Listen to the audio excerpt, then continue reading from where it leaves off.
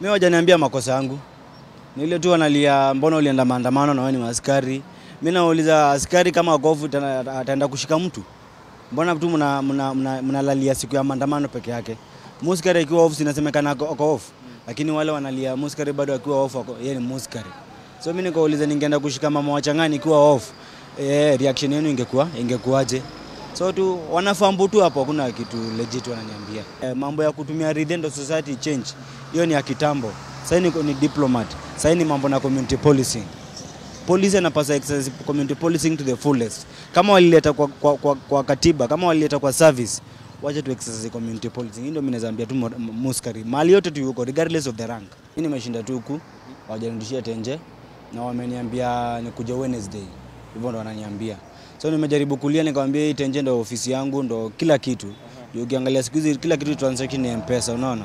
Hatujalipa rent, mama anapaswa kule. Niko na huku Zoma na yuko Mboka anapaswa pia dishi, hatuna fare ya kurudi. Actually kama si pasa vijana sijui mimi ningerudiaje unaona. So nimejaribu kuplead na wao nijenge tenjeo na wanalia tu Wednesday. Yeah. Tuliweza kuona yule polisi kuna yule kijana ambaye aliweza kupigwa risasi ya kichwa Boniface na ni polisi aliweza kumpiga risasi. Ulichukuliaje jambo hili? Ni mzito wenyewe. Mimi kwangu tu kama mzee hakuwa naiba. Kama tu alikuwa tu ni riota na aibi. Hiyo ni ufala. Kusema tu kweli hiyo ni haifai kusema ukweli.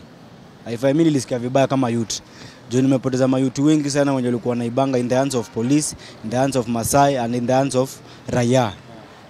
But since shughuli imekuja na tunapaswa tupige na diplomatic way. Kuna wase wanaianga na word of say. Na kuna msee kichwa ngumu, ule kichwa ngumu anapaswa tumiwe ridhe, unaona?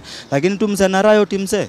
Hajaiba kitu ya mtu msee. Hajachukua kitu ya mtu, hajarape mtu, hajarasi mtu yote. Bwana utumia ridhe.